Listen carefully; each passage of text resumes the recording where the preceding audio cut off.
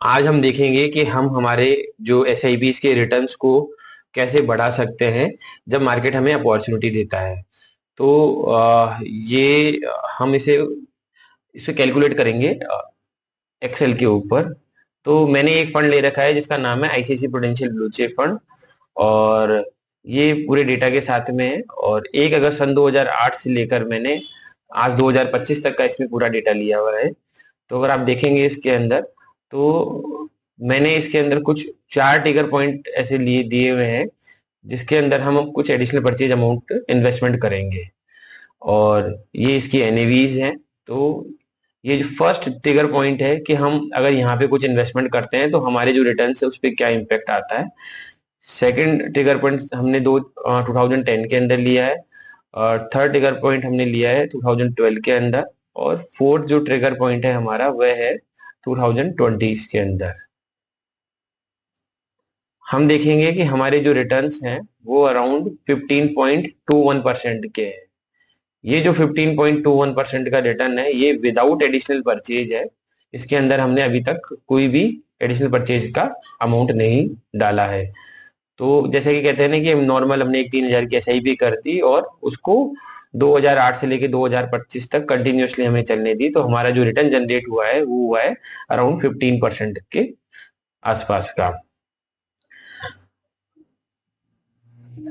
अब हम देखेंगे कि ये जो 4 टिकर पॉइंट हमने लिए थे उसमें अगर हम एडिशनल परचेज अमाउंट करते हैं, जैसे लेट्स सी कि हमने पहला जो इन्वेस्टमेंट अमाउंट किया है वो 50,000 का किया है फर्स्ट ट्रिगर पॉइंट के अंदर, तो हमारा जो रिटर्न है जो 15.21% था वो बढ़कर अब 17.95% का रिटर्न हो गया, यानी रिटर्न से हमारे 2 से 2.5% इसके अंदर बढ़ गए हैं। तो ये हमारे फर्स्ट एडिशनल परचेज के कारण हुआ, हमने एक डिप पॉइंट के अंदर अपना इन्वेस्टमेंट किया है।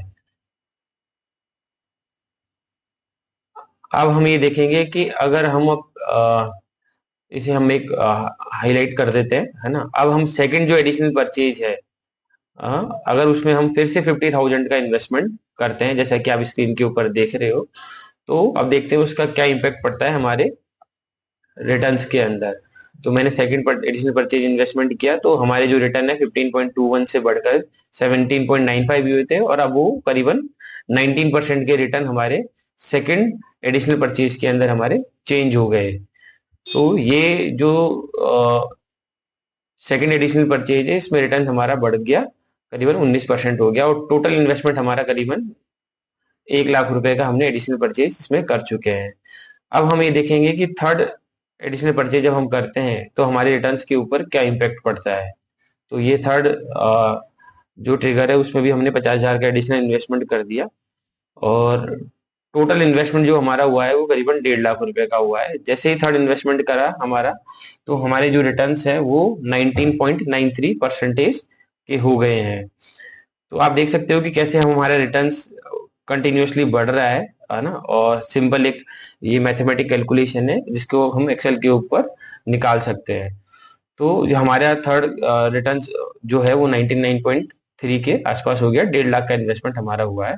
इनिशियल लेवल पे जो हमारा कॉर्पस बना था वो करीबन 24,55,000 का बना था, जो बढ़कर करीबन 39,30,000 हो गया है, यानी 14,74,000 का नेट बेनिफिट हमें आज तक हुआ है 1.5 लाख के इन्वेस्टमेंट से।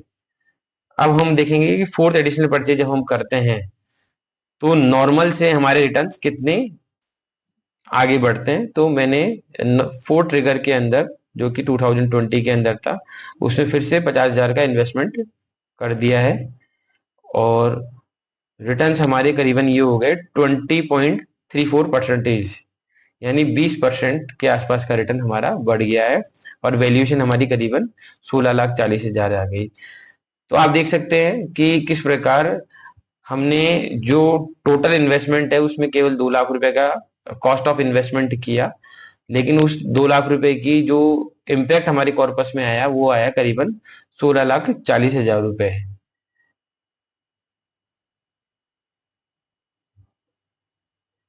तो ये एक बेनिफिट होता है कि हम जब भी मार्केट हमें अपॉर्चुनिटी देता है या डिप साइड के अंदर हम इन्वेस्टमेंट करते हैं तो हमारे जो रिटर्न्स है वो बढ़ जाते हैं और हमारा कॉर्पस भी तेजी से आगे बढ़ जाता है।